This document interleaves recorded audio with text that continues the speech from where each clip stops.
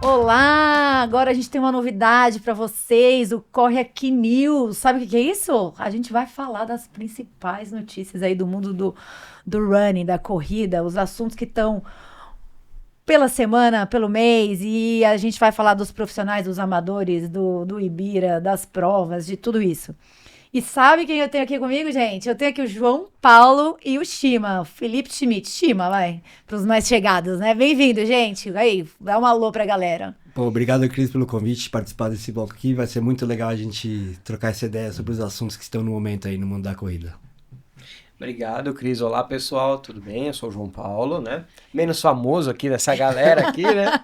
Mas obrigado pelo convite, vai ser muito legal mesmo esse novo projeto. Então, gente, olha, para começar, tem uma matéria aqui fresquíssima na nossa mão, que é sobre a ASICS, gente. A ASICS anuncia cachorro como embaixador da marca. Vocês viram isso? Que loucura! Eu acho, no final das contas, sempre muito legal, porque a gente acaba tendo um outro perfil ali de influenciador, nesse caso, para poder adicionar. E eu acho que os cachorros, no final das contas, estão sempre presentes ali no mundo da corrida. Tem muita gente que corre com o seu cachorro, então, no final, vai ser uma novidade que a ASICS traz para o mercado. Mas você não acha que é um pouco too much? Eu acho que é uma tentativa. Too Much tem muita coisa aí e é com toda certeza uma tentativa também. É, mas é que eu tava lendo aqui na matéria que eles colocaram cachorro porque, por uma pesquisa do público sedentário, o público respondeu que o cachorro é o que mais influencia eles a se movimentarem. Mais do que influenciador, mais do que marcas, mais do que outras propagandas. Então, esse foi o mote aí de buscar o cachorro, no caso, o Félix, é o nome do Mas tem mascote alguma aqui. coisa que, em relação com a marca, se eu, por exemplo, Shima, tenho um cachorro e aí eu quero comprar um tênis da ASICS. Será que por eu ter o cachorro eu tenho alguma Sim, eles estão preferência? fazendo uma campanha agora. Se você tem cachorro, você pode se inscrever. Você pode inscrever seu cachorro como influenciador ali, aí eles vão fazer uma seleção, você vai ganhar um kit da marca, enfim, tem de fato, é uma matéria que eu acabei de ver aqui no Meio Mensagem, e aí, de fato, é uma novidade, eu acho que é muito inédito, a gente não sabe, né, a gente vai ver, acho que com todo mundo junto, quais são os resultados disso aí, mas eu acho que vem muito de encontro a esse mundo testando novas coisas, né, João? Tipo, Eu acho que uma coisa legal de se observar aí é que é o seguinte, até dados da própria ASICS mesmo, uma pesquisa que eles fizeram no ano passado, ou retrasado, se eu não me engano, mostrando um pouquinho da dificuldade, por exemplo, das mulheres de treinarem em ambientes abertos, ou, por exemplo, em outros horários, como os horários noturnos. Então, as mulheres têm menos acesso aos treinos externos, especialmente à noite, e talvez a presença do cachorro ali, talvez aumente um pouquinho da segurança delas, ou pelo menos essa percepção de bem-estar, para poder praticar suas atividades. A mulher tem essas 3 jornadas aí, quando não são mais jornadas ainda, então talvez este seja um elemento também de trazer um pouquinho de segurança. E nada melhor do que jogar o holofote ali naquele que é seu companheiro de aventuras. sem dúvida. Mas esse lance do cachorro, a marca tá querendo, tá não forçando, mas tá incentivando você a ter um pet ou é as pessoas que já têm o pet que para se identificarem mais com a Eu acho marca? que as pessoas que já têm um pet se identificarem mais. Pensa no sedentário, que o único exercício que ele faz é levar o cachorro para passear. Ele não, a gente, de repente, o pet não tem tanto a ver com o Shima, que corre para 4-1 no quilômetro do regenerativo. Entendeu? Porque daí seu pet tem que correr muito, você pode Vai machucar o desgastar o cachorro. cachorro. Eles estão pensando na pessoa Que não que sai de não faz casa, que né? isso. E aí eu acho que esse é o intuito, assim, de se movimentar, né? Porque, inclusive, quando a gente pensa só no corredor, aquele cara muito rápido, por exemplo, do Shima para os rápidos, né, vamos dizer assim, a corrida, ela hoje em dia, especialmente, ela não é feita dessa maneira, né? Então, os cachorros, ainda que eles precisam ser treinados ali e tal, se for para Sim. poder acompanhar uma pessoa mais rápida, mas acho que os cachorros, eles têm a ver, não, os pets, né, no geral, mas especialmente os cachorros, eles têm a ver com essas atividades que a gente consegue fazer ao ar livre. E pegando até o seu gancho, Cris, essa história daquelas pessoas que só fazem alguma atividade física porque no final são obrigadas a levar o cachorro para fazer suas necessidades, vamos dizer assim, muitas vezes essas pessoas ainda estão olhando no celular, estão ali meio que nem chega a ser uma atividade. Mas ali não deixa de ser realmente um momento no qual ela sai de casa para poder começar a fazer alguma coisa, e aí ela desperta para, putz, vou andar mais rápido, quem sabe eu tô correndo e tal. Então, essa ideia de que a corrida não é pro cara rápido, e a gente precisa pensar muito nas pessoas que estão iniciando, que são sedentários, como você falou, e eu acho que tem tudo a ver. E trazendo o companheiro junto, nada melhor. Eu acho diferente, mas também qualquer tipo de atividade que traga mais pessoas para saírem do sedentarismo é favorável. É válido. É válido. Tá, vamos pro segunda pauta do dia aqui. Essa é caliente. Porque não posso falar as fontes, que é meu WhatsApp. Vozes da minha cabeça. Vozes da minha cabeça não, WhatsApp. Mas você ficou sabendo, Chima, um treinador de uma assessoria grande até, no Ibira. Chegou um ex-aluno dele. Bem, o parque é público, inclusive a discussão de se cobrar de assessorias já... Né, o João, que é dono de uma assessoria, que treina no Ibira com o grupo e tal, até pode ter mais aí opinião sobre isso, mas o que houve foi um ex-aluno de uma assessoria, chegou perto lá da galera, porque as assessorias, para quem não sabe, gente, o Ibira é um parque onde tem muitas assessorias e geralmente a assessoria escolhe um ponto ali, um banco para deixar as coisas, e não necessariamente se quiser qualquer pessoa se sentar naquele banco, pode, aqui geralmente está ocupado, né? E aí ele fica ali como ponto de referência, né? Então o aluno começa e termina o treino ali, quer deixar a chave do carro, quer deixar um casaco, tomar uma água, é isso. E aí esse aluno chegou até ali, onde essa assessoria estava localizada, para falar oi para os amigos dele, porque ele saiu da assessoria, porém ele tinha amigos ali. E aí o treinador e dono da assessoria deu um chilique, gritou, não gostou, dizendo que aquele espaço ali era dele. João, me diz, você como treinador, como dono de assessoria, como frequentador do Ibira, me diz, isso tá certo, João? Acho importante a gente sempre começar tentando contextualizar algumas coisas, né? Primeiro, a gente não sabe de todas as informações, né? Então a gente vai falar aqui do que a gente teve acesso. E segundo, que eu acho assim, tem sempre um lado, o outro, e no final das contas a verdade, né? Então, mas olhando para a situação de fora, que eu acho muito importante, a grande questão é, como você bem falou, Cris, o Ibirapuera é um espaço público, assim como os demais parques nos quais as assessorias esportivas estão e ali fazem os seus pontos de encontro e tudo mais. E esse é o grande ponto, até é um dos pontos que nós assessorias temos com a Urbia, que ali, na verdade, nós não estamos comercializando nada. O que a gente faz ali, e esse é um ponto fundamental. Vamos pegar um exemplo aqui de assessoria. Nós montamos treinos, fazemos os acompanhamentos, nós enviamos uma série de coisas e nós não estamos ali vendendo coisas. Pelo contrário, ali é um ponto de encontro e a gente sabe que é um local público, a gente não está comercializando nada ali, e partindo desse ponto é que eu acho que está a primeira questão. Se o Ibirapuera, como qualquer outro parque, é um espaço público, nós não podemos jamais dizer que aquele espaço é nosso. Não tem jeito. Ao contrário, se nós fôssemos delimitar o espaço, não, este é o espaço em que nós vamos usar para poder vender coisa e tal, aí sim, aí o contrato de concessão e uma série de outras coisas, eles têm realmente que nos cobrar. E não é isso que acontece. Então, o primeiro ponto é, o espaço é público. Segundo, qualquer pessoa pode sentar lá, é o que você bem falou, é que normalmente está ocupado e a gente não tem ali, a gente tem um acordo verbal cordial, entre, né? Isso, uma cordialidade entre as assessorias e tal, porque ali nós estamos num ponto na Praça do Porquinho há 15 anos, e aí tem outros que ficavam ali na região da Marquise, e cada um tem um local ali, meio que de maneira...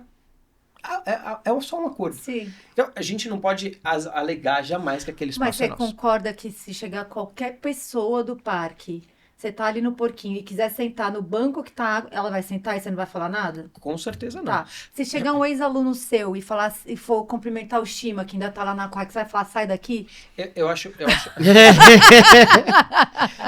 A Quark, como outras assessorias, a gente recebe alunos que vieram de outras assessorias e as outras assessorias recebem alunos que eram da Quark. Sim. Acho que nada mais legal do ponto de vista da comunidade da corrida, nós termos pessoas conhecidas em outras assessorias e tal. Então, todos os alunos são bem-vindos. Aqui fica o contraponto.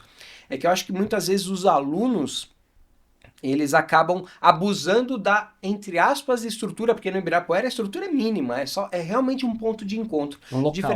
Diferente do que acontece na USP, no qual a gente tem mais coisas a oferecer para os alunos. Mas alguns alunos, alguns ex-alunos ou algumas coisas assim, acabam sempre abusando um pouquinho.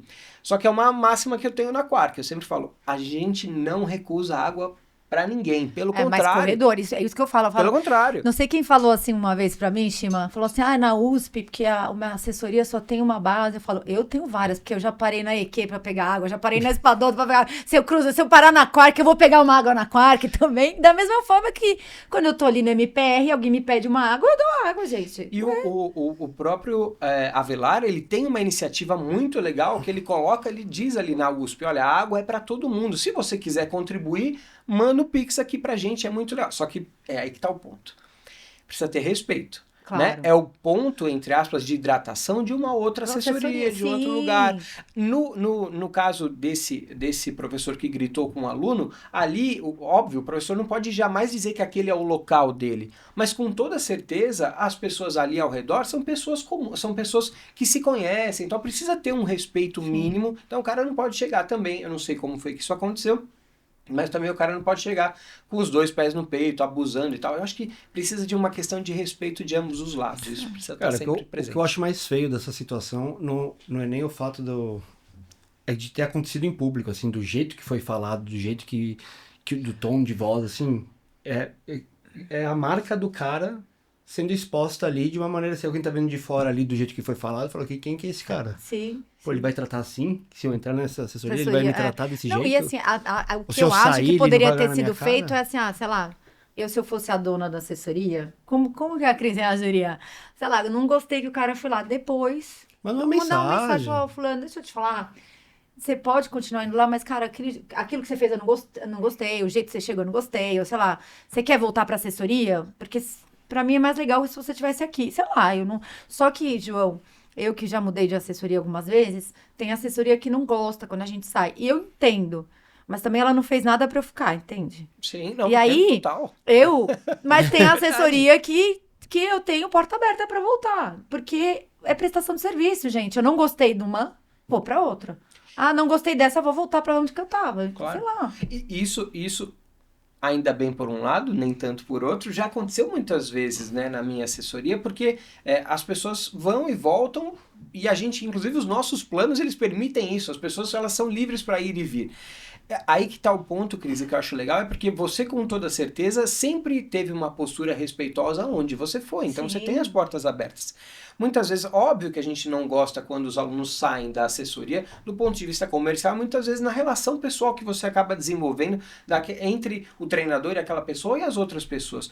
O ponto só é que, e esse caso eu acho que é um bom exemplo disso, aquilo que você mencionou de talvez o treinador pudesse ter mandado uma mensagem ou ter chamado aquela pessoa no particular, para poder abordar de uma maneira mais profissional ou mais construtiva, e aqui sempre a ressalva de que eu não sei exatamente o que aconteceu antes, né, para ele ter essa atitude mais intempestiva.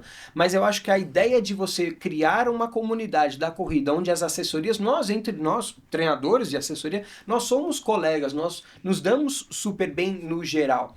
Então eu acho que é importante a gente manter esse respeito. E você tem as portas abertas porque você respeita todo mundo. Claro. Cara, e não necessariamente porque você sai de uma assessoria é algo negativo que aconteceu dentro da assessoria. Às vezes são inúmeras razões da nossa vida que a gente precisa mudar. Exato. E muda. E aí você vai ter uma relação péssima com o professor ou com alguém lá dentro só porque você saiu. Então... tem coisa para se ajustar ali. Exato. Gente, agora também tem o lado ruim da assessoria. Acontece também. Sempre não dá pra passar pano. Próxima pauta aqui, gente. A maratona de Porto Alegre, inscrições esgotadas. Menos de um mês, né, João? Para maratona, assim, para quem não sabe, a maratona acontece junto com a meia, né? A meia é no sábado, Sim. maratona no domingo. E Porto Alegre é sempre um destino muito procurado, porque é uma maratona fria, plana, muita gente vai lá para índice, bater recorde. E essa semana esgotaram todas as inscrições. Como o pessoal da Quark vai? O pessoal da Quark vai, com certeza. O que eu acho muito legal a gente fazer essa menção em relação a Porto Alegre, porque ela é tradicionalmente a prova mais procurada pelas pessoas exatamente para o índice, por causa das características que você citou. Mas Porto Alegre esse ano tem um algo a mais, que é a primeira prova na data original dela, né? No ano passado tivemos no segundo semestre, mas é a primeira vez que a prova retorna ali ao período do ano original, pós todas aquelas enchentes. Pós a tragédia, né? Isso, aquela tragédia que aconteceu no Rio Grande do Sul. Então, nós termos uma prova sold out, uma prova completamente esgotada, e essa que é uma prova muito referência no nosso calendário, é uma alegria muito grande para os corredores. São mais de 25 mil, é isso? 25 mil inscrições, segundo o Instagram da prova, né? Então é uma alegria para o mundo da corrida essa prova retornar aos bons tempos. Você vai, Shima? Essa eu não vou, mas Não eu já creio. fui. fez. Gente, Essa eu já fui. eu já fiz a meia, a maratona não. Você já fez a maratona? A maratona. Por sinal, é onde eu tenho meu RP, ainda é na Maratona de Porto Alegre. Até esse ano, né? Até esse ano. Esse ano as coisas vão mudar. Cara, mas tem muita coisa legal dessa prova. O percurso, o clima, essa em específico é a edição de 40 anos. Então, não é à toa que ela está esgotada, além da organização também ser muito boa. Então... Essa separação, se eu não me engano, ela não é uma separação das provas de muito tempo atrás, né? Eles fizeram recentemente essa tentativa, se eu não me engano, foi até já pós-pandemia, no qual eles separaram os dias, antes né? da pandemia, porque a última vez que eu fui, a única vez que eu fui para Porto Alegre, foi naquele ano mega frio, foi 2022. E que ainda... E ainda era junto. Ainda era junto, então né? eles separaram a partir de 23. Foi quando eu fui. Foi quando você... eu acho isso tem sido legal, porque você acaba, ainda que você separe um pouco, né, aquele mar de gente no final das contas, é muito interessante porque você acaba dando mais fluidez, você acaba criando uma condição mais favorável para aquela pessoa que vai participar da prova, né? Cara, eu acho que é muito legal quando separa as datas, porque você, não sei o restante, mas eu vou usar eu como exemplo. Eu me sinto mais importante quando aquele é o teu dia. Mesmo você fazendo 21, 42, é isso que a gente tá falando, né? Dessa proximidade. Não tem aquele mar de gente, você vai estar lá para fazer a tua modalidade, todo holofotes, entre aspas, estão ali para o teu percurso e não tem caos. Então, eu sempre sou a favor de separar as datas, se possível. Mas você sabe que a organização da Maratona do Rio e a de Porto Alegre, elas se conversam sempre, né? Uma é sempre... ou uma semana antes, a Maratona do Rio é sempre no Corpus Christi, independente da data que caia. Porto Alegre ou é um fim de semana antes ou um fim de semana depois. E aí Porto Alegre, ele seguiu o Rio, né? Rio antes era tudo junto. Sim. Aí Rio separou, e hoje o Rio separou as 4 distâncias para você conseguir aí fazer o desafio. E hoje tem o desafio em Porto Alegre, né? Você consegue fazer a meia e a maratona também. E aí eles se conversam justamente porque eles não querem perder o público um do outro, né? Tem muita gente que faz as duas. Eu acho que esse é o ponto, né?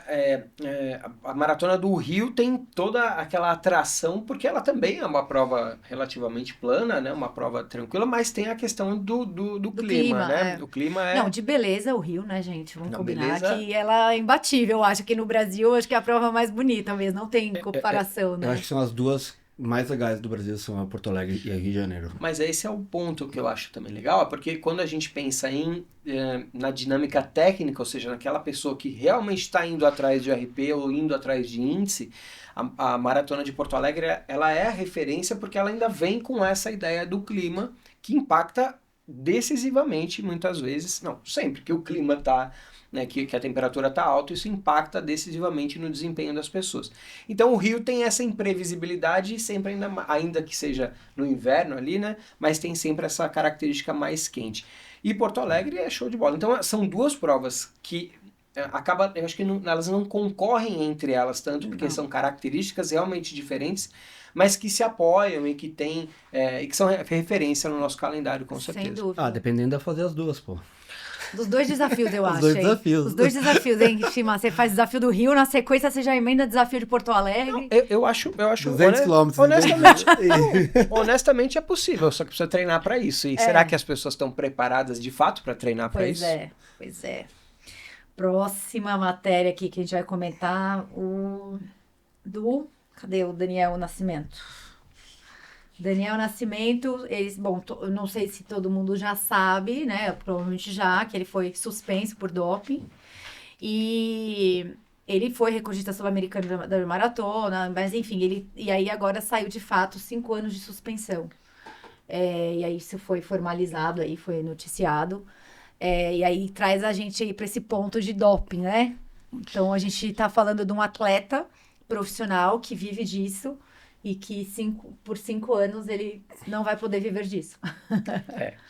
Cara, tem muitas coisas que afetam essa notícia. Uma que, assim, quando você é um atleta de alta performance e você tá lá entregando a tua alta performance, a vontade de querer mais, ela é muito grande. E aí tem esse lado onde muitos atletas, eu acho, que usam doping, na minha opinião, que não são pegos. Então, a decisão de você entrar nessa, ela é muito, como que eu posso dizer, perigosa, porque qual que é a tua... Você tem muita vontade de ser o melhor, que às vezes você tende a querer fazer coisas que não são permitidas para chegar nesses objetivos. Então, assim, é bem delicado e infelizmente ele está aí muito tempo agora sem competir. Ele já ficou de fora da Olimpíada do Rio e agora vai ficar de fora da próxima também. Então são decisões muito delicadas e infelizmente ele tomou essas aí. Essa é uma história com muitas no esporte, né? E é muito complicado quando a gente julga sobre o que levou a pessoa e tal a tomar essa decisão. Muitas vezes as pessoas são levadas inclusive pelos próprios treinadores ou companheiros, né, de treino. E no caso do Daniel, se eu não me engano, eu acho que até a noiva, a companheira dele também foi pega, né? Então era uma questão meio que da equipe ali e tal. Então eu não vou aqui julgar esse tipo de coisa, né? O advogado acho que até alega algumas questões, alguns problemas que ele estava passando psicológico e tal, nesse sentido. O que no final das contas é importante deixar bem claro é que com toda certeza tem muita gente que compete dopado, e isso no nível amador e no nível profissional. Só que no nível profissional, aquilo ali vale muito dinheiro e vale muito sobre outros aspectos também em termos de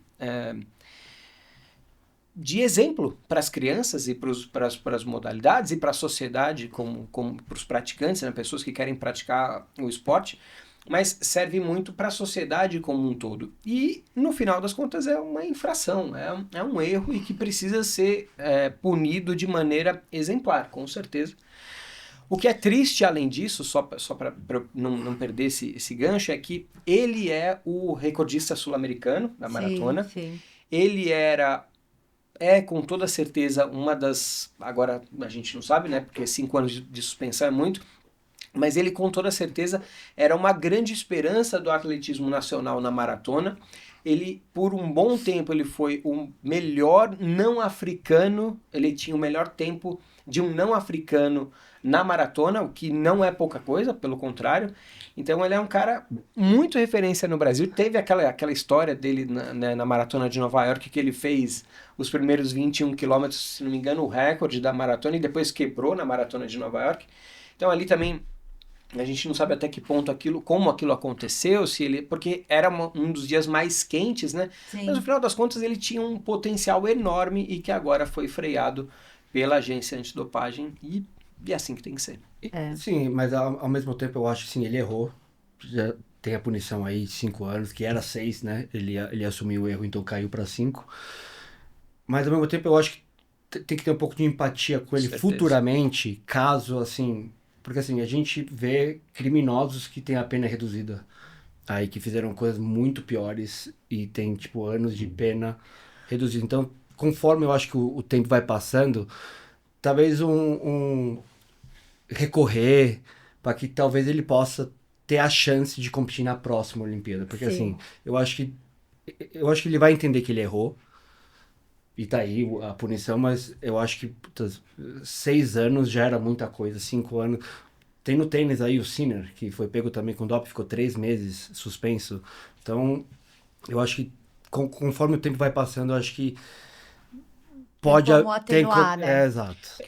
Eu só acho assim, que a questão de atenuar, e eu não vou traçar o paralelo com as coisas em relação ao Código Penal, vamos dizer assim, mas nos atendo à questão do antidopagem, é que assim, é uma trapaça.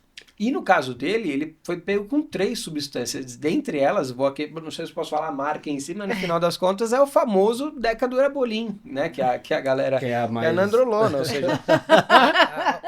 é uma droga claramente Não é que destinada... confundir, não é que um gelzinho voador, Não. né? Uma coisa que eu não sabia que tinha essa substância, né? Tipo... Exato, então assim, coisas que acontecem por aí. O fato é que, ainda que realmente a gente precise ter empatia e levar em consideração as questões que o levaram à decisão de se dopar, ou as circunstâncias que culminaram nisso, não pode, ponto. E aí... Sim. É. Não, que não pode... É que assim, a gente fala, mas o único prejudicado é ele. Num primeiro momento, não, porque às vezes ele tirou o lugar de outros atletas. E sim. obviamente, na hora que ele é punido, isso é revisto. Mas, de fato, o maior prejudicado é ele no final, né? Sim, Assim, a gente sim. sabe disso. Gente, e a maratona de Montevidéu? Vocês viram o BO que deu lá? Falaram que teve acho que uma distância lá, uma parte da prova, eles chamaram de faixa de Gaza. Que não tinha hidratação, não tinha gente no percurso, não tinha sinalização, não tinha nada. Cara, que caos que foi essa prova. Tudo que eu li sobre essa prova só piorava a situação, que não tinha... O primeiro copo d'água foi dado no quilômetro 20. Gente, e aí eu tava vendo uma foto da prova, não sei se você viu, porque sabe quando você tem que ir e voltar na rua, daí não tinha o cone, digamos, separando, né, aí igual marginal. Você tá lá indo, mas na hora que tá voltando, tem, né, uma divisão ali, minimamente, meio que todo mundo junto, gente que não vai até o final, porque daí não tinha marcação de chip no retorno, e aí falaram que, chamaram de faixa de Gaza, né, então a gente deve ficar meio... Eu acho só que essa questão de organização de prova, né? A gente tem exemplos aqui no Brasil de organizações que são espetaculares, porque elas enfrentam desafios grandes, né? Não é um desafio pequeno você organizar provas, né, nesse contexto. Aqui em São Paulo, por exemplo, muita gente reclama de que as provas acabam ficando basicamente nos mesmos lugares agora. A gente pode ver que quem corre há mais tempo sabe que tinham vários outros lugares possíveis de serem realizadas provas, mas com esse boom da corrida e também com a dificuldade do trânsito, uma série de coisas, os eventos estão ficando mais concentrados em determinados lugares. Então, assim, é muito difícil. Mas, cara, tem que ter um mínimo de conhecimento e eu não sei exatamente o que aconteceu lá para que tivéssemos uma faixa de Gaza lá na maratona de Montevidéu, mas 20 quilômetros sem hidratação é uma situação fundamental para manutenção num primeiro momento de desempenho, mas num segundo momento de saúde das pessoas. Então não tem Cara, condição. eu acho que de qualquer coisa que tinha na frente disso, em questão de, sei lá, investimento, você corta pra falar, vai colocar água ali no percurso. Eu acho que tem uma coisa assim, ó, vamos lá. A hidratação tá dentro do que é fundamental ser bem feito e tal, mas, gente, o percurso... Eu tô lembrando aqui de algumas provas aqui no Brasil que a gente já teve. Teve a Maratona de Sorocaba um ano, não sei se vocês lembram. 2021. Que colocaram o cone do jeito errado, né? Você tinha que dar a volta, sei lá, você tá indo aqui, você dá a volta no cone. Só que daí a pessoa que foi colocar o cone, ele colocou o cone no lugar errado. Então a volta foi menor. Então o 42 não deu 42, a maratona não deu 42. Da mesma forma que quando teve uma maratona em Floripa, que foi a mesma coisa, mal sinalizada, o pessoal acabou correndo mais. Então, assim, Pra mim, a segurança do percurso, assim como hidratação, são duas coisas que não dá pra errar, meu. Você erra na camiseta, Erra na medalha. imprime um número que borra, sei lá, tipo assim, dá a Várias banana coisas. estragada no final, mas, Mas a hidratação. o percurso e a hidratação, eu acho que, e para um nível de prova internacional, porque a gente tá falando de uma maratona que tá entre as 5 lá pra você fazer a mandala das Sul-Americanas, ou seja, tem que ter um nível de qualidade ali, Mínimo, né? né? Mínimo. Mínimo. E de novo, eu não tô falando que a camiseta era feia, nem sei qual era a camiseta, a gente tá falando de duas coisas importantes, do percurso e da hidratação, né? Então, eu acho isso grave, eu acho bem grave. Eu acho que, pegando até ainda do que eu falei anteriormente, como é um desafio e a gente tem aqui organizadoras que de fato são muito boas, a gente também tem aquelas muito ruins que muitas vezes acabam não pensando nem na largada, né? Quando você tem os elementos técnicos associados a um evento desportivo, ou seja, você tem que correr 42.195 metros. Então isso tem que estar no mínimo, isso aqui tem que ser garantido. E a outra coisa, o apoio mínimo necessário, tecnicamente falando. É o que você falou, Cris. Se você, ainda que seja lamentável errar na camiseta ou errar em algumas outras coisas, quando você pensa no básico, vamos pegar um outro esporte. As linhas do campo de futebol tem que estar lá traçadas, a trave tem que ter a medida correta e os jogadores têm que ter camisas diferentes, ponto. Hidratação e coisas assim vão acontecer durante. Mas você não ter nenhuma linha reta ou uma metade do campo num tamanho, metade do campo de outro tamanho, não tem condição. Não dá, sem condição. E a piada que rolou dessa prova também foi que entregaram meia banana no final também, né? Essa eu não soube. Essa eu não soube. Meia banana. A meia banana não ficou lá apodrecendo enquanto todo mundo tava correndo sem Puta água. que pariu. Muito ruim, gente. Eu acho que eles não souberam se preparar quando viraram que agora tem essa mandala, né, da América do Sul. Receberam o dobro de pessoas. Eu não sei, é que assim, por exemplo, quando, obviamente, o lance das majors, ela fez criar os filhotes, né? E as super healthies. Só que a major, ela é patrocinada por um dos maiores laboratórios do mundo e provavelmente tem um crivo aí de qualidade mesmo, né? Pra fazer acontecer. Então, existe muito critério, né? Pra ser uma major. Mas eu não sei se as sul-americanas aí, qual é talvez elas foram critério, escolhidas por quem local. tá olhando se estão fazendo certo, né? Então isso é complicado. O que é triste, porque no final das contas acaba depondo, né, contra o que acontece no Cone Sul, porque a gente sabe, a gente vê isso de novo, a gente tem muitas condições de fazer as coisas acontecerem direito, de maneira exemplar pro resto do mundo, mas aí vem alguém pra avacalhar, né? Pisa na bola no básico, aí não dá. E aí, aproveitando esse assunto, gente, próxima matéria, 90% das corridas de rua do Rio de Janeiro estariam irregulares. Vocês viram essa matéria? Eu fiquei meio chocada, 90% é muito, né? É quase todas. É quase todas, tipo assim. É mais só citar aquelas que tem não... que ter um padrão, tudo. Que devia patronizar. Vamos deixar 100% irregular, então, né? Tipo.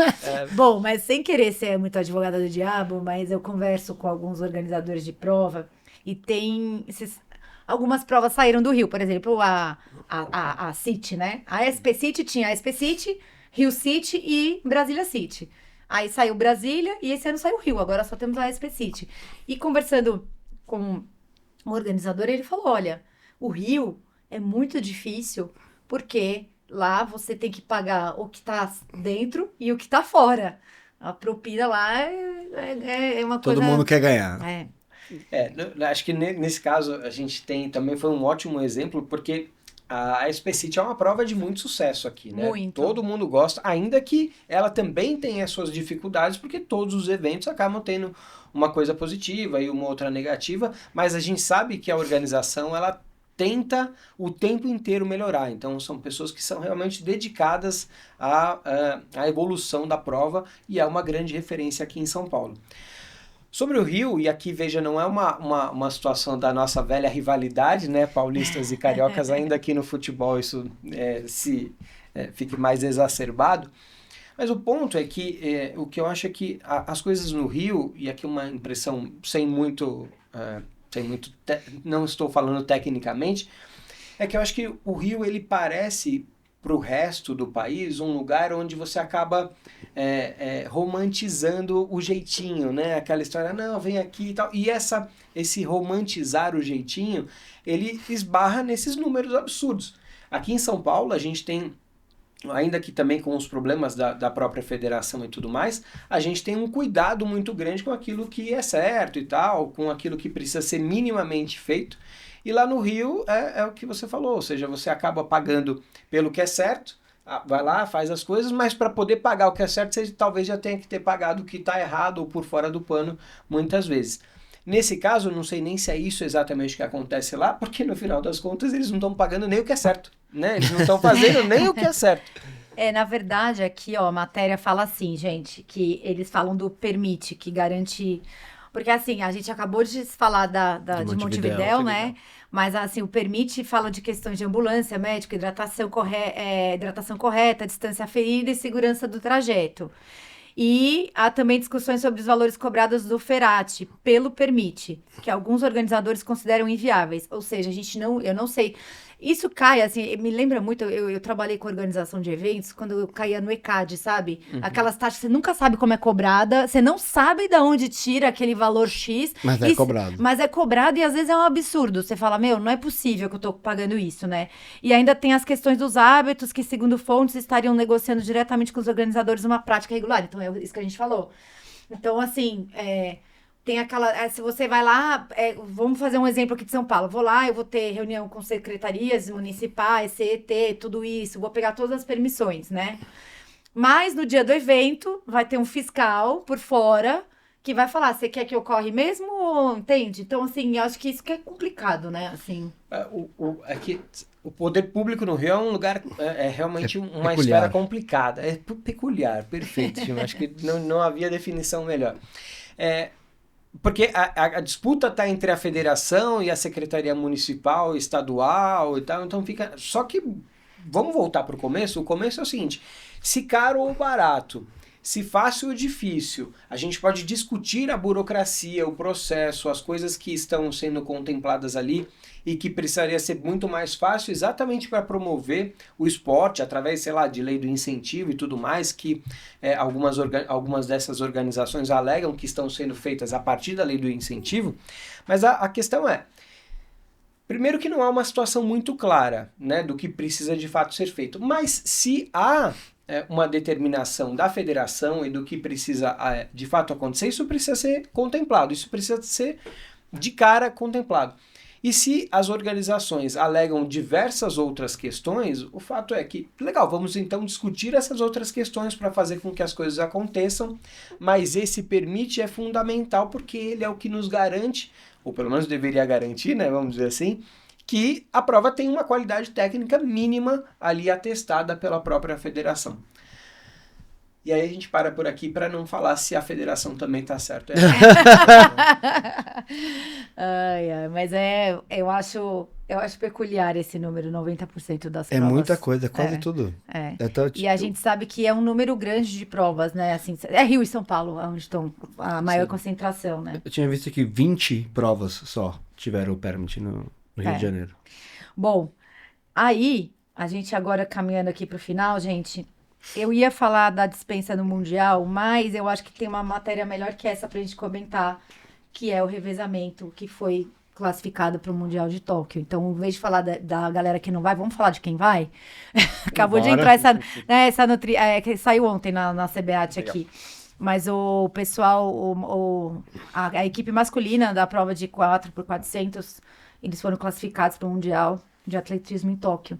E aí eu achei muito bom, em vez de falar de quem não vai, porque teve essa galera que desertou aí, mas vamos falar de quem vai. Eu acho que a gente tem que valorizar aí os atletas profissionais que dão orgulho, né? Assim, que estão indo aí pro Mundial, que é onde a gente olha, se inspira. Não que a gente vai ser igual a eles, né? Não tem como, mas precisa nascer de novo. Onde... Não, mas precisa nascer de novo, mas é onde o esporte cresce, é onde a gente, né, João, assim... Obviamente que uma corrida de rua não tem a ver com o que eles fazem na pista, mas... É corrida, né? A gente tá falando de corrida. Eu acho que a parte boa de pessoas que desistem das competições é que alguém vai tomar o lugar delas, né? Então, eu crescendo, quando eu jogava basquete, sempre fui do esporte, era o sonho, era usar a camiseta da seleção brasileira no esporte. Então é um orgulho. E é assim que a gente consegue criar gerações novas, é a partir de resultados internacionais, usando as cores do teu país. Acho que esse é o principal ponto, né? É que se alguém não quer ir, tem sempre, graças a Deus, tem sempre alguém que quer. E de novo, não estamos aqui necessariamente discutindo os motivos que levaram a esses atletas deixarem de participar. Eles têm as razões deles e eles com toda certeza vão poder vir a público e dar uma satisfação, né? Porque no final a vaga era deles, né? De alguma maneira. Mas exaltando aqueles que estão lá e que conseguiram a classificação, de fato são esses que precisam ganhar os holofotes, são esses que inspiram, né, e que vão garantir a manutenção do atletismo no Brasil, e isso ocorre no mundo afora. E o Brasil precisa dessa atenção, né? O Brasil realmente precisa colocar mais foco no atletismo, que de fato é uma das modalidades que mais nos traz resultados positivos. Eu sempre menciono isso, né, que se não é um jogador de futebol ou, sei lá, algum outro atleta que acaba até pela sua própria condição financeira se viabilizando no esporte de alto rendimento a nível internacional e muitas vezes num nível olímpico e mundial, mundial, isso que eu quero dizer, esses atletas são heróis, né? Aqui no Brasil a gente tem pouco apoio e tem poucas outras, eles merecem muito mais, ainda que, por exemplo, no caso da CBAT e outros organismos, haja uma tentativa clara de fazer com que essas coisas progridam. Só que aí a gente está sempre sujeito à política, né, nesse sobe e desce que essas federações são colocadas. Então, para essas pessoas atingirem esse resultado e se classificarem para o Mundial, a gente tem até que citar o nome delas aqui para poder realmente dar o holofote para eles, porque eles merecem. Muito legal. Muito legal, mas deixa eu ver aqui os nomes, gente, porque eu sou... Eu acho que no atletismo são as vitórias mais bonitas, que gosto pessoal meu. Thiago Lemes, Lucas Carvalho, Elias Oliveira e Matheus Lima. E tem dois desses caras são do Clube Pinheiros. Olha só, e o Pinheiros, né, historicamente no Brasil, uma referência muito grande pro atletismo. Sim. É fantástico. Fantástico, né? E aí, pra encerrar, gente... hein, Shima? Mais uma polêmica. Aquele assuntinho, assim, gente, mas é que foi engraçado, porque viralizou. A gente não vai expor ninguém, mas a gente só vai expor a situação de uma corredora que foi treinar na pista. Tá, muito comum agora, né? Todo mundo indo pra pista fazer os tiros, né?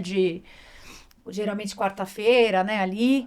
E essa pessoa foi lá treinar e literalmente se cagou.